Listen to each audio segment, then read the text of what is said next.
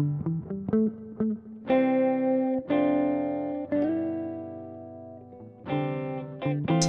going to feed the chickens and then I'm going to run the dogs. It's Bruno behind me saying, "Let me out, boss." Today's clip is about Bob, and Bob is a mixture between greyhound, Labrador, white-haired pointer, bit of bully, and what else is in the mix? Oh, he's got a little bit of bull Arab as well. Bull Arab's an Australian pig hunting dog breed. If ever there was a dog that had ADHD, then it was Bob. Hey Bob. Yeah, boss. He gets so excited. We'll let him out now of his kennel. Hey Bob! Back in your kennel! Stay! Stay! Let Bruno out too. Oh Bruno, you pooed your kennel. What's the story? Hey Bob! You're supposed to be in your kennel. Back in your kennel. Bob, come. Get back in your kennel. Stay. Stay there. He's not allowed out till the command. Stay. Stay. Bob, stay. Pretty hard because I've just let Bruno out and he really wants to go. We wait for the command.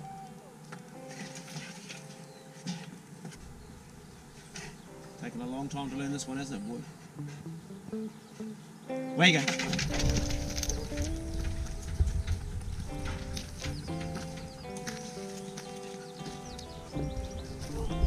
Good morning, Pope.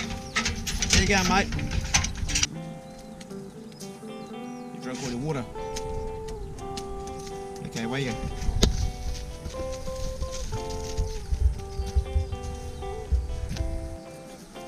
Come on.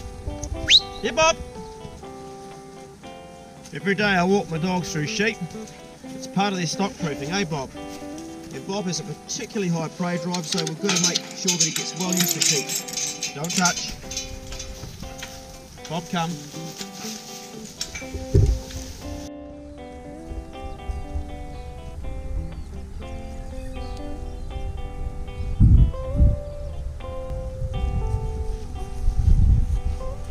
Hey, Bob.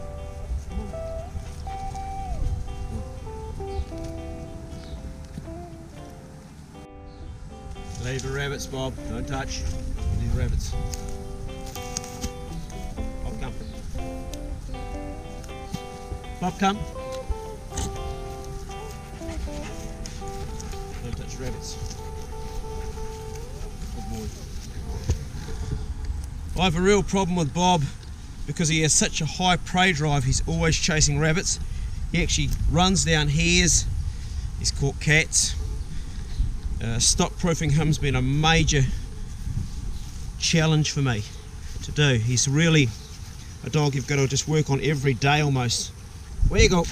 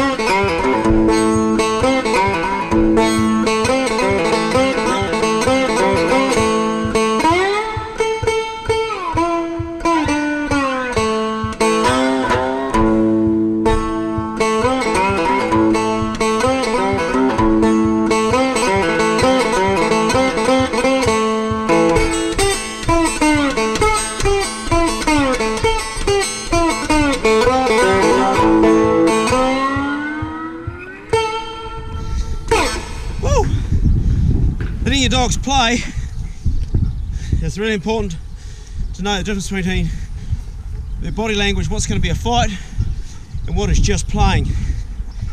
And That's a typical example here of Bob and Poe playing what looks to be real tough, real hard, but actually it's not. All their body language is saying, hey mate, I'm being submissive now, you're dominant. Then they're changing, both having a different role, of letting the other one dominate and sharing it equally. I'd be looking for things like stiff tail, legs out in front like that, different facial expression with lip higher up and ears more pinned back. If I was worried about them sort of going into an aggression mode where there's going to be aggression and a situation where they're packing against each other.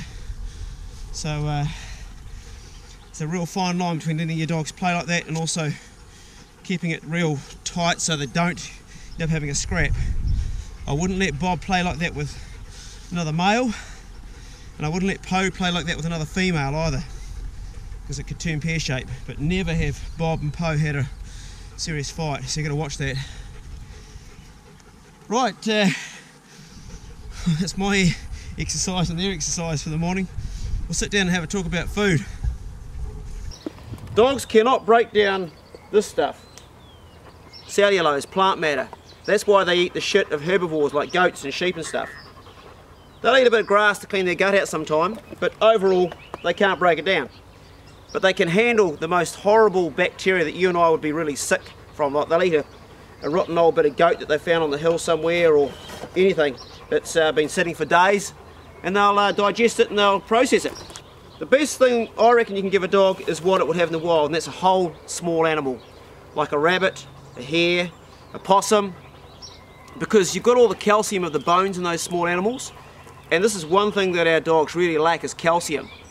You know, most dog food on the market, all the cheap stuff, it has very low calcium in it. So if I can give him a whole possum, I'll take the claws off and the head off, then that's the great food for him. But the reality is, for you guys and for me too, most of the time we can't get whole animals. Fat is really important for dogs, particularly dogs that are working. Bob, get back in. Bob, come. Good boy. Bob, sit. Stay, we're not finished yet. Anyway, when you have to buy food, what I buy as far as dog biscuits go is I get a premium dog biscuit. There's a whole lot of brands out there, and I won't go through them all, but you know the ones that are.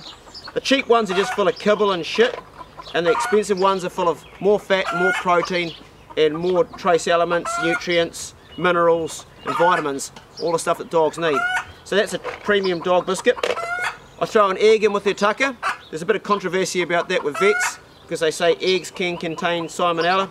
Never had a dog get sick from it yet. And I'm not a big dog roll fan, but I do actually feed my dogs this one here. There you go, Bob, eat that one that fell on the ground. Down here, boy, you missed it. Chunky. Yeah, Bob loves it. And why would he not? It's just packed with meat. These guys make a bloody good dog roll. In fact, I don't know a better one on the market. Most dog rolls are full of shit like soy product and rice. They put all the gravy in and a bit of fat so the dog will eat it. And the dog will love it, but it's not getting bugger all goodness from it. I think we've got another egg. So yeah, Chunky got a great dog roll, and they also got one made out of possum. That's the one I feed to Choppy. That's a whole meal there for Bob, pretty much. I've got another rule when I feed my dogs. I always feed myself first, and then feed them after when they're around, so they can see that they're eating second. This keeps them in the pecking order of things. Right, Bob, you've been very patient. Leave it.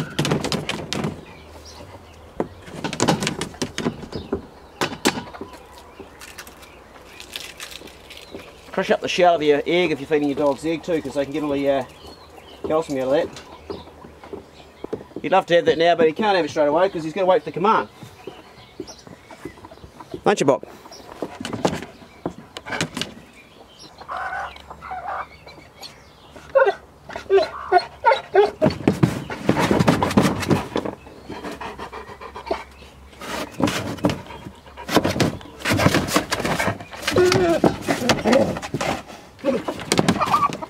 Eat up.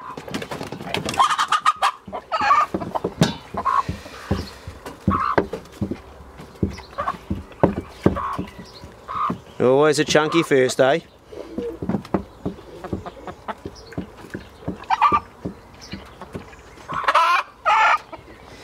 Making some more eggs for my dogs, eh, chickens?